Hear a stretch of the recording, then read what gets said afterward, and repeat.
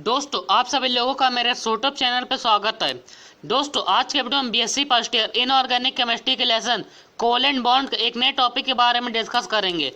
तो दोस्तों आज का हमारा टॉपिक है मॉलिक्यूलर ऑर्बिटल थ्योरी। दोस्तों इसको शॉर्ट में एमओटी भी कहा जाता है। तो दोस्तों आज के वीडियो को शुरू करते हैं। दोस्तों जो मॉलिक्यूलर ऑर्बिटल थ्योरी होती है इसको एफ फुंड और आर एस मोल्गिन नाम के दो वैज्ञानिकों ने दिया था। दोस्तों मॉलिक्यूलर ऑर्बिटल थ्योरी का जो मेन बेस होता है वो linear combination of atomic orbitals होता है। दोस्तों इसके बारे में अगले वीडियो में डिस्कस करेंगे। तो दोस्तों जो एमओटी के मेन पॉइंट होते हैं तो उनकी तरफ चलते हैं। दोस्तों एमओटी का पहला पॉइंट होता है as the electrons of atoms are present in various atomic orbitals, like this the electrons in molecules are present in various molecular orbitals। दोस्तों जिस तरह से एटम में जो इलेक्ट्रॉन होते हैं वो एटॉमिक ऑर्बिटल में भरे होते हैं, उसी तरह से मॉलिक्यूल में जो इलेक्ट्रॉन होते हैं वो मॉलिक्यूलर ऑर्बिटल में भरे जाते हैं। दोस्तों ये एमओटी का पहला पॉइंट होता है। दोस्तों एमओटी का दूसरा पॉइंट होता है since main base of MOT is linear combination of atomic orbitals, then atomic orbitals combine and form molecular orbitals. The number of molecular orbitals formed is equal to number of combining atomic orbitals. Two atomic orbitals combine, two molecular orbitals are formed. One is known as bonding molecular orbital, while the other is called anti-bonding molecular orbital. दोस्तों MOT का जो main base होता है वो linear combination of atomic orbitals होता है। दोस्तों इसलिए एटॉमिक ऑर्बिटल आपस में कंबाइंड होते हैं और मॉलिक्यूलर ऑर्बिटल का फॉर्मेशन करते हैं। दोस्तों यहाँ पर जितना भी एटॉमिक ऑर्बिटल कंबाइंड होते हैं उतना ही नए मॉलिक्यूलर ऑर्बिटल बनते हैं।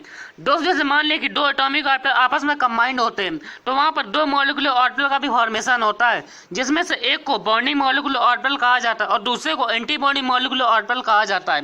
दोस्तों यहाँ पर ध्यान दीजिएगा। दोस्तों यहाँ पर जितने भी एटॉमिक ऑर्बिटल आपस में कंबाइंड होते हैं तो उतना ही नए मॉलिक्यूलर ऑर्बिटल बनते हैं। दोस्तों जो नए मॉलिक्यूलर ऑर्बिटल बनते हैं उसमें से आधे बॉन्डिंग मॉलिक्यूलर ऑर्बिटल होते हैं और आधे एंटी बॉन्डिंग मॉलिक्यूलर ऑर्बिटल होते हैं।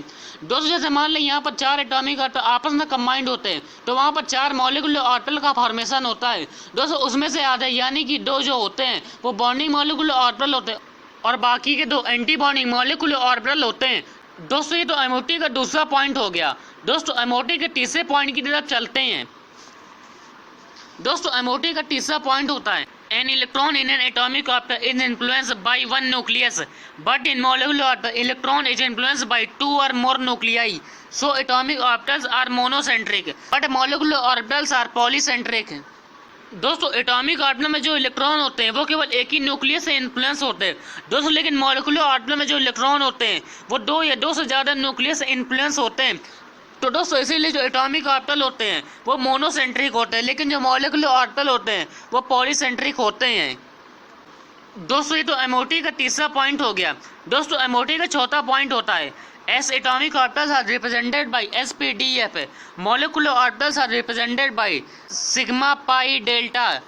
दोस्तों जिस तरह से एटॉमिक ऑर्बिटल को SPDF से दिखाया जाता है उसी तरह से मॉलिक्यूलर ऑर्बिटल को सिग्मा पाई और डेल्टा से दिखाया जाता है।